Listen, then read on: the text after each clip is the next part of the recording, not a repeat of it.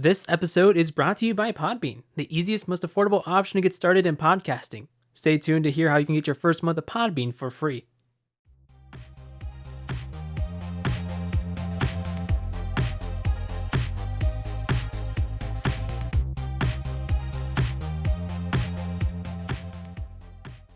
Hey everybody, welcome back to another episode of Committed Critics, a pop culture podcast where we're not only committed to our opinions, but also each other. Aww. I'm Kevin Lau. And I'm Ryan Davis. And today we, again, do not have Zach with us. Zach, where you at? Well, I mean, I gave him the weekend off, all right? I'll admit it. I'll say it right here on the podcast. I gave him a weekend off because we all had a weekend off. It's his turn now. But this is working out perfectly because we're going to be talking about a comic book that Zach hasn't read yet that I really want him to read. Zach, today, read already. Today, we are talking about Invincible by Robert Kirkman, published by Image Comics. You may have heard that the title before. Invincible is a new animated show coming to Amazon Prime on March 26th, just 2 days after this episode airs. So, you know, I believe, it's March 26th is a Friday. So check it out this Friday on Amazon Prime. It's going to be 8-episode season. The first 3 episodes come out this week, and each episode is going to be 1 hour long. Ooh, I didn't know it was going to be an hour long. Okay. Yeah. You know, it's 8-hour long episodes. We'll link the trailer down below in the description so you can just check it out anytime. Look it up. It's really great. And we're going to talk about it spoiler free right here on this episode. Woo. So, Invincible by Robert Kirkman. You might have heard Robert Kirkman's name before. He's known for being the creator of the Walking Dead comic and the executive producer of the show. I don't know how many if he's written any episodes of the show, so I'm not going to push that area. I know the show is kind of iffy. But Ryan, what are your thoughts on Walking Dead? On The Walking Dead? Yeah. Have you seen The Walking Dead? I have played the Telltale game of The Walking Dead. Oh, that one's good. I did not watch the show because I was just kind of like, this is another zombie show. I don't feel like this. I'll go play the game and feel more emotion from the characters. What do you mean another zombie show? It was the zombie show. Look, I didn't care for zombies. I was like, I played the game and I was like, this has way more emotion than what the show looks like, because the show just looks gray.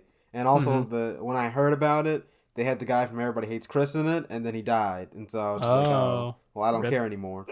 Yeah. Walking Dead, I watched the first 2 seasons, but wasn't really into it. But, like, after reading Invincible, though, I'm kind of interested in reading the comic more. Like, actually, like, dedicating myself. Like, yeah, I'm going to read The Walking Dead all the way through. The Telltale follows more, goes with the comic a bit more. Right. Yeah, definitely. But the reason why... So Invincible is a superhero comic. It follows the story of high schooler Mark Grayson, who is the son of the world's greatest hero named Omni-Man. Soon, Mark inherits the powers of his father and tries to become a hero just like him, but discovers that the origin of his powers may not be as heroic as he thought. Dun, dun, dun! Plot twist. Like I said, we're going to be spoiler-free this episode, so we're not going to tell you the origin of his powers. You're going to have to figure that out yourself, or wait for the spoiler episode this Friday, or watch the show, you know. Hey man, you're gonna watch the show on Friday, you're gonna listen to us. It's your pick, you know. Maybe you can do both. If you don't feel like reading, which, you know, you should read, but, you know, if you don't, just watch the show. Or listen to us. Listen to us. We are always right. Speaking of being always right, Ryan, what is your spoiler-free review of the series? So I loved it. I pretty much binge read it over the course of, I think 2.5 months. Because, it's 25 volumes, so I was using Hoopla. Go use Hoopla. It's very good. It helped me read this series. But it very much starts off as a sort of love letter parody to superheroes. Because, like you said, Omni-Man.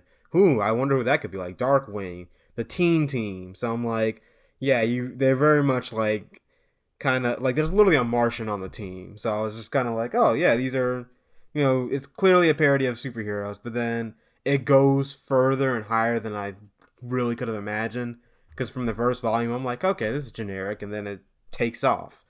And I like how the series grows up with the character. It very much starts off kid friendly. He was in high school, then it gets darker when he graduates, goes to college, and then when he's an adult, I mean, whew, Yeah, So, some things happen. Ooh. it gets very dark. I was very much like, oh yeah, I guess he's an adult now, so they can do a lot. Someone gets their leg ripped off. Someone gets their leg ripped off. There's murder and rape, and I was just like, Mhm. oh my. A lot of piercing a hand through an abdomen. Yes, A lot of this that. is not your generic superheroes. Yeah, no, These are which super. is a reason why I love it a lot. It's like a love letter to superhero comics, but being an independent comic through Image Comics, the creator Robert Kirkman has like full creative control of the series, so it's not like writing for a corporate comic at Marvel or DC. It's like, oh, you have to make sure that you reach these guidelines where like you have to make it make a few jumping on points every now and then. You got to be a part of the big summer events. Everything needs to tie. Sometimes you get series gets pulled into another event. It kind of ruins the whole story. Mm-hmm. None of that going on. This is just one big story. One issue right after the next just leads to the next thing. Um, it never hits a brick wall. I never felt like it jumps the shark. Robert Kirkman does a really great job at maintaining strong character development and dramatic conflict that keeps amping up as the series goes on. Like every time I thought the series couldn't get better, it did. Yeah, Even up to the ending where it was just like that was the cherry on top. Like this is amazing. It's amazing how well crafted this series is. it's very interesting because even the parts where it's like it's cloning on a superhero story, it's like it's turned to a family story, turned into like a character study. It Hmm. still holds drama. It still holds like you still want to keep reading. Like I never, like you said, you never get bored. Hmm. And I love how the art style evolves as well. Like it starts off as very simplistic, Mm-hmm. but then like when Ryan Otley starts taking over in Volume 2, and like you can see like how it's slow transition of the art style. Well, you don't really notice it because it's so slow of a transition. But like you read like look at issue 99 and then you look at issue 1. There's a huge difference. Oh yeah, there's definitely a huge difference. Like Uh, it completely evolved. Right. And even like they got a different colorist on there to add like shading to the artwork. It's really fantastic. And I love Ryan Otley's artwork. Like he's currently the main artist on the Amazing Spider-Man series, written by Nick Spencer. And his artwork is just fantastic there. And it's great to see more of his roots in the series and how he evolved as an artist, as an illustrator. Yeah, and Um, you can actually tell characters get older, like in this series. Like you mhm. can tell, hey, they're aging, their bodies are changing, they're basically like growing up. Like Mhm. it doesn't look like the same like as in every panel, and they're not unnecessary. They're not overly toned sometimes. Right. They don't have like, the same shirt and pants that they wear every day. They Mm-hmm. have, there's a lot of attention to detail that's just really fantastic. Yeah. And yeah, this, like I said, this is an independent comic with a clear beginning, middle, and end.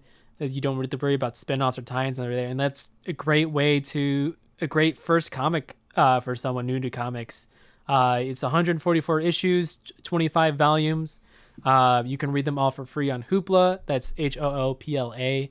The website is Hoopla Digital. If you have a library card, they should be most of them are partnered with Hoopla, and so you can just read them for free digitally. If you want to read them in print, you can get the big compendiums, but it has like 50 issues in each book. For like, I think they're like $65 retail price. So if you look on Amazon, they're a little bit cheaper. Yeah, I think like I Uh, looked it up on Amazon now. I was like, I can think you can get like all three for like somewhere below 150. right. It's really well, but probably even cheaper than that. Yeah. More like 120. I mean, it's like, I'm not saying like, oh yeah, drop $120 right here, read some comics, but like, hey, it's a good investment. It's a really uh, solid series. yeah, and I owned the last compendium because I got it on sale. But like the print quality is really nice, and the binding is really great. So like it'll withstand a few reads here and there. Um, it's just but there are tie-ins and spin-offs that you can read that do not ruin the main story, but you could also but more like expand on it. Like, oh, you meet a character, it's like, oh, I want to read more about this character. Well, like some of them have their own series, written by Robert Kirkman or some guest writers, to kind of like expand the universe a little bit more. Yeah, it like I read one of the spin-offs. It's The Amazing Wolfman. No, he was not bitten by a radioactive wolf. Oh But man. yeah, I'm sorry, all you Spider-Man fans. Not everyone is bitten by a radioactive something But and he somehow has gets the word powers. amazing in the title. And I mean, I don't know what to say to you, man. There's no radioactive animals out there.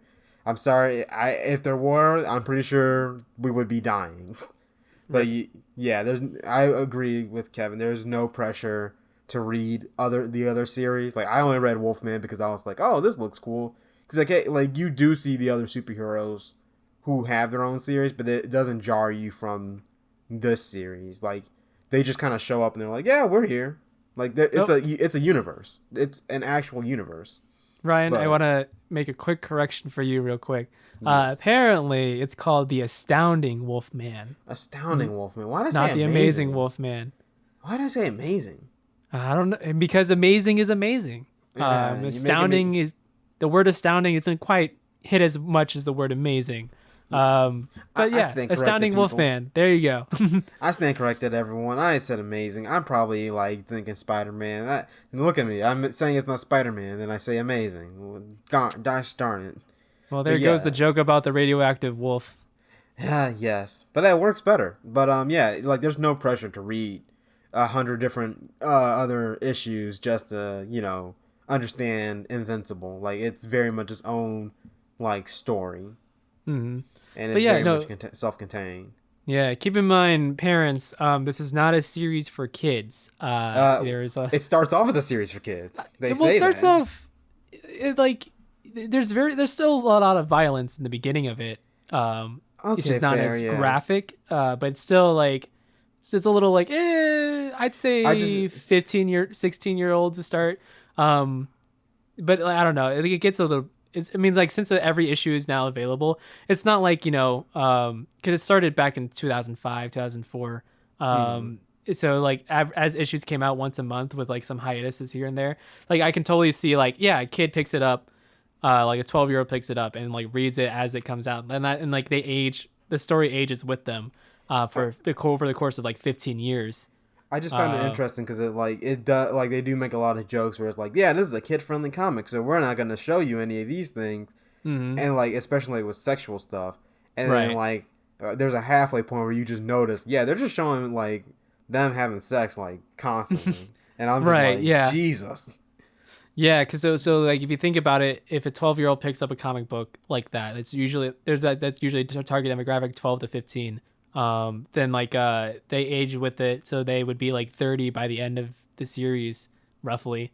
So yeah, I'd see like that works that way. But now with it's like with some TV shows like Buffy the Vampire Slayer. Hmm. As it like you start supposed to start off watching it in high school, then like watch it like keep up with it as it creates new episodes and like ages, and then it grows with the audience. But then like when you binge it all together, like it feels it feels different.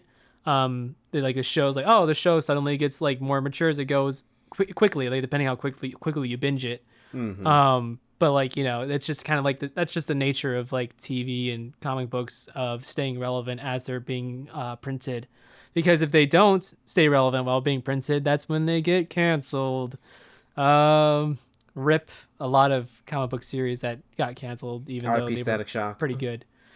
Oh man, Spider Gwen's not doing too hot. Silk got canceled. Ooh. Yeah, very rough. Silk, I feel like they just should have was an issue of like changing artists, which has significantly different art styles, which was not at all similar to the original one, which was so great. But yeah, that's a whole other thing. Yeah, we're not talking about Silk, those. We're talking about Invincible. yeah, Silk though good comic. Spider Gwen, good comic. Um, yeah. So on that note, we're gonna take a quick break, and when we come back, we'll talk more about our expectations of the show.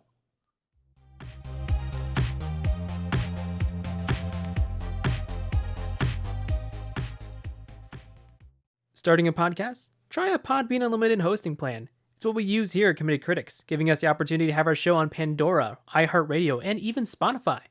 You can get your first month of unlimited hosting for free on us by going to podbean.com/committedcrits, just like our Twitter, or by clicking the link in the description. Podbean, the easiest, most affordable option to get started in podcasting.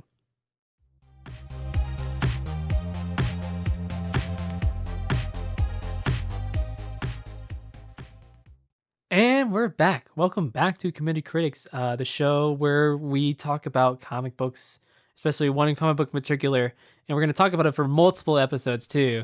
This is now an Invincible podcast. Thank you very much. We're going to go through issue by issue once a week. I wish. I really wish. There actually is an Invincible podcast. I haven't listened to it yet, but there is like an official Invincible podcast that the creators of the show are very supportive of, and the comic too.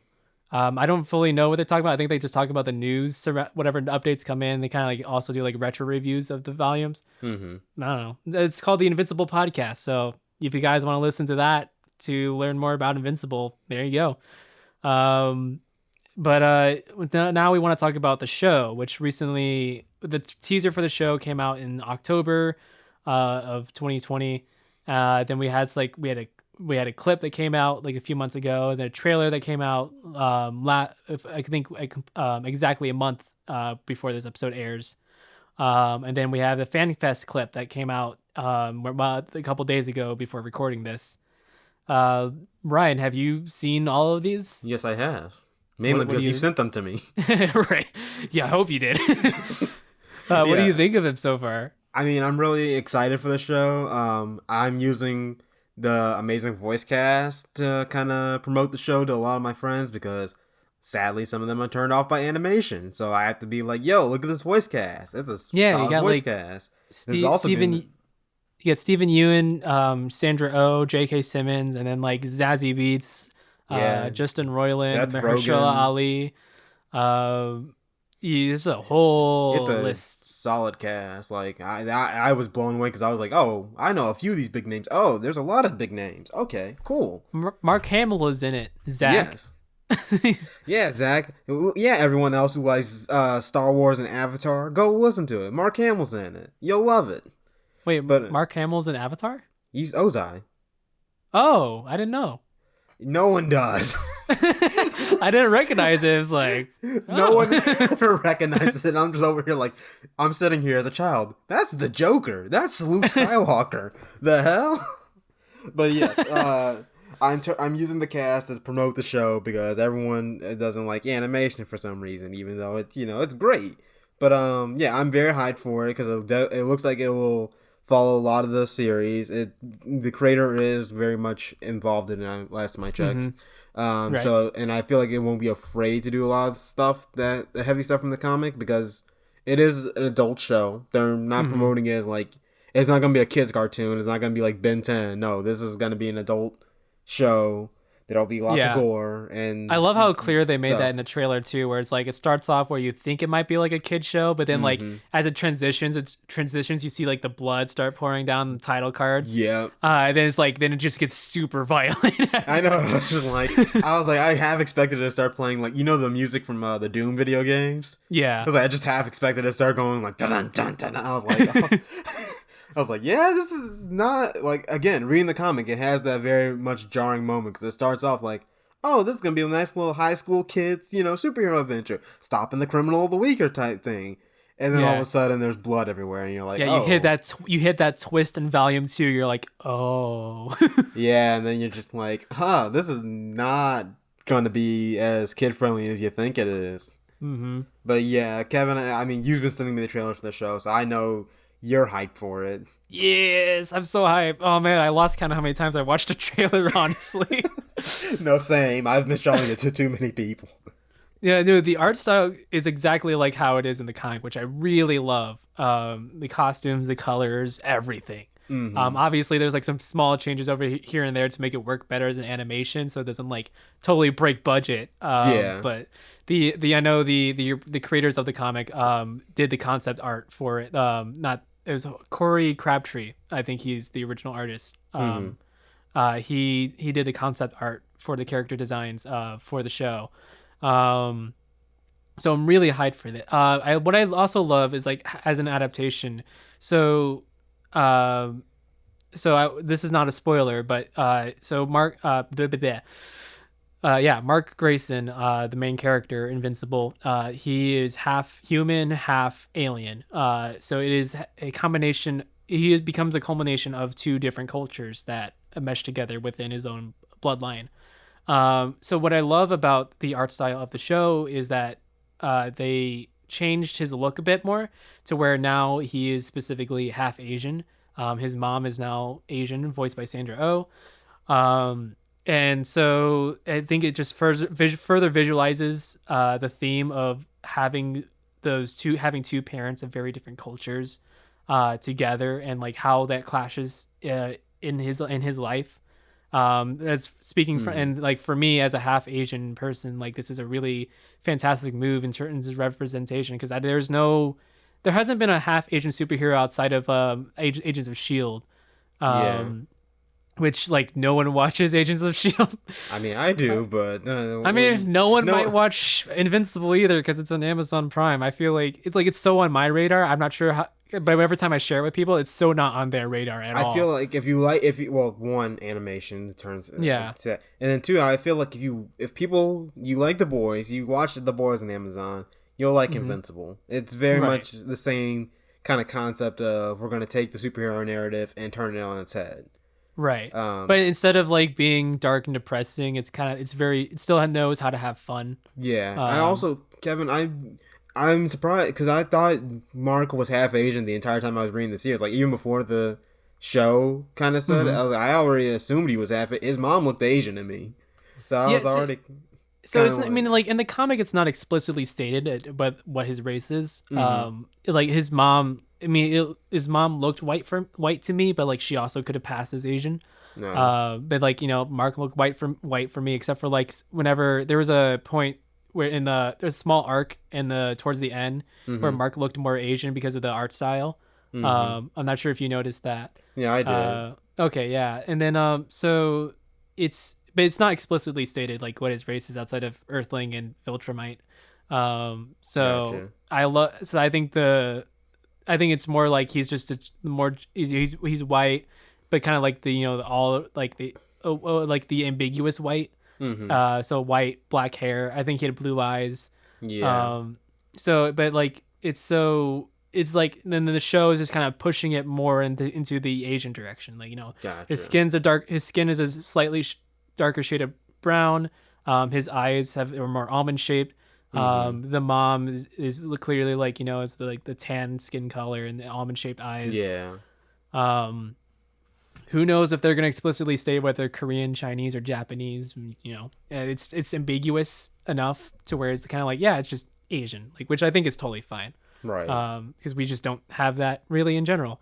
It's nice to have this as further representation, and as well as Shang-Chi coming up as well. Yeah. So this is going to be really interesting. Have to get through all the COVID Chinese virus thing and to get to here. If we could start from the bottom now, we Please stop calling Asian people coronavirus. It's so offensive. it's oh man, dude, it's tough, but we're getting there. It's going away ever so slowly. But yeah, I'm really hyped about that with the show. I mean, and one thing I'm also hoping the show accomplishes as an adaptation is like the themes of love, family, heroism. Because those are such strong elements of the comic as well. Especially like towards the end, the climax, you realize just how much this is a story about love for family and love for your love for protecting people who can't protect themselves and using power responsibly. You definitely see that because it does very shift a little bit towards the end, where it's not just a straight superhero story anymore. It's very much about family, and it's the development of that family, especially like in a world where it's not like your generic family. It's like this is a family that's gone through some things. Like it's chaotic. There's very much wildness to it. I mean, it changes. Right, and then like plot wise, even though it kind of goes in circles a little bit in the middle, like there's still like a very constant emotional core. Like there's a lot of emotional repercussions to these actions that happen. Yeah. That's still like there's nothing's really repeated. It's not like people are constantly breaking up and getting back together, breaking up, getting back together. Like some comics, like oh my gosh, like Spider-Man is guilty of this too, where it just like goes back and forth, back and forth. The amount of times Um, Batman has gone and with Cat, they have a whole arc with it. It's annoying. Even with like the Flash too, with like Barry and Iris, just I kind don't of like a know. lot of back and forth. Yeah, I don't know why they keep breaking up, and I'm like, they keep setting up Barry with other people, even though you're like, Iris is still here. Hmm. Okay, cool. Or like, Nightwing is the worst. Nightwing is the Oh yeah, worst. I'm yeah. like, I love Nightwing, but man, I was like, goes in circles. I was like, Jesus, choose between Barbara Gordon and Starfire. They both have red hair. Just choose. Flip a coin. Uh, but yeah, so I mean, from what we've seen so far, it looks like the show is going to be a very faithful adaptation. Yeah. I'm not expecting a one-to-one adaptation because what the comic does works very well for it as a comic, Mm-hmm. but it wouldn't quite work as a show. As another example, like One Punch Man has the problem of where like the manga works really great as a manga, but then like the Mm-hmm. show tries to or tries to adapt the manga like panel for panel, Mm-hmm. but it doesn't quite work well as a show. Right. Um, so that's just kind of like I'm just hoping we avoid that, which it sounds like that we are. Like they've confirmed like yeah, there's gonna be some remixes, some like some things will be introduced earlier, some things introduced later, Mm-hmm. but it still stays with the tone and overall theme of the comic. Yeah, and I Um, feel I kind of got that vibe because I feel like these characters will be a little one that can flesh them out a little bit more. mhm. Because in the comic, it's very much like, especially those very first chapters, it's very staccato. Like it's very much Right. here's the Graysons, family event for the day. Here's Mark doing superhero thing for the day. They all come together at the end. Mhm. Yada yada yada. Family. Good night. And like that's Right. kind of what it is for those very first few chapters. It's just that kind of on repeat. And so like even looking at that first clip, it's very much like you can tell this is a family. Like you can tell they're like enjoying each other. His dad is flying his mom to Paris for breakfast. Mhm. Mark is over here kind of like, well, do I get my powers? And it's interesting because he's not like, you don't immediately see him as popular at school, because I kind of got that vibe from him when I first read it. Is that Mhm. he's kind of like a popular person at school. Like people Yeah, like know him. someone who doesn't like no one's gonna pick on him, but no one really really cares about him. Yeah, and like and just looking at the show is like, no, he's like kind of like not a loser, but like he's also not like the like top guy. And also I did like that they changed characters like their character around, like William, his best friend in the Hmm. comic is always made the joke that he's gay, and he does come out as gay. But no, Right. the show is starting out with him being openly gay Hmm. from the get go. Right, And which I think it just helps as an adaptation because when the series first printed out, like that was not acceptable, like in yeah. 2004, 2005, until much later, like it became legal. To for gay marriage became legal, and then now, in this day and age, adapting it for the current audience, I think having him openly gay is totally fantastic move. And then also like Amber in the comic, she's just another blonde white girl, and now she's Hmm. black in the series. Rex Blow, from what I saw in the trailer, I think he's a darker skin complexion. I don't want to say he's black until the show Right. confirms it, but like he is darker skin complexion than what it is. So they are changing some characters around to like kind of like diversify their cast. Because Hmm. reading the comic, I will say it was very much like, wow, there's a lot of white people. Yeah. Um, and I was like the only person I could see like who was a different, like I obviously thought Mark was half Asian. I thought his mom was Asian.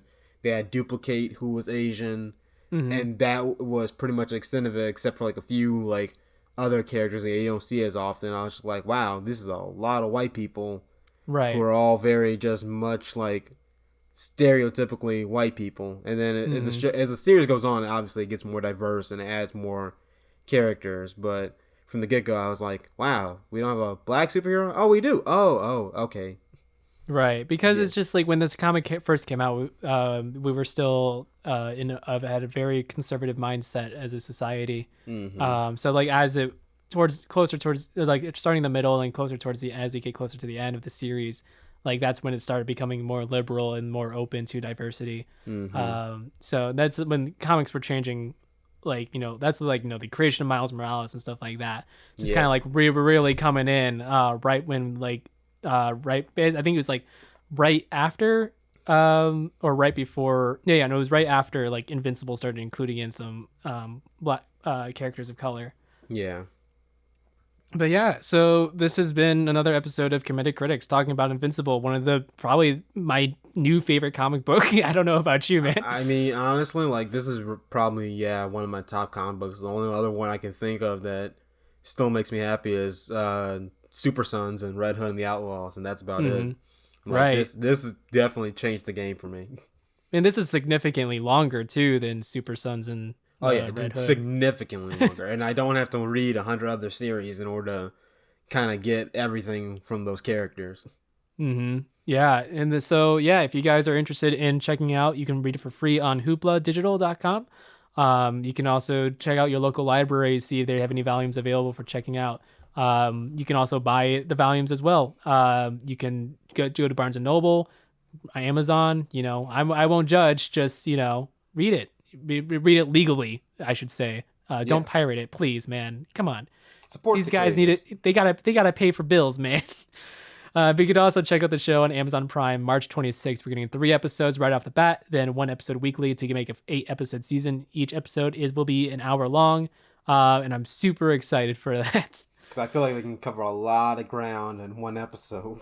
In one season, I feel like okay, we'll talk about predictions of pacing in the spoiler episode coming out Friday. Yes. This has been another episode of Committed Critics. You can follow us on Twitter at Committed Crits, as COMMITTEDCRITS. You can follow us on YouTube as well at Committed Critics, spelled the same there as it is here and everywhere else. You can support us on Patreon. Just $1 or $2 a month will just make a huge difference and make our day easily.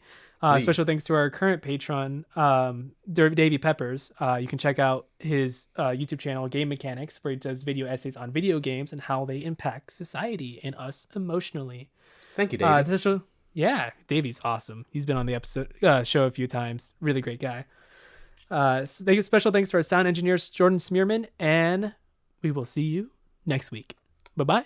Goodbye.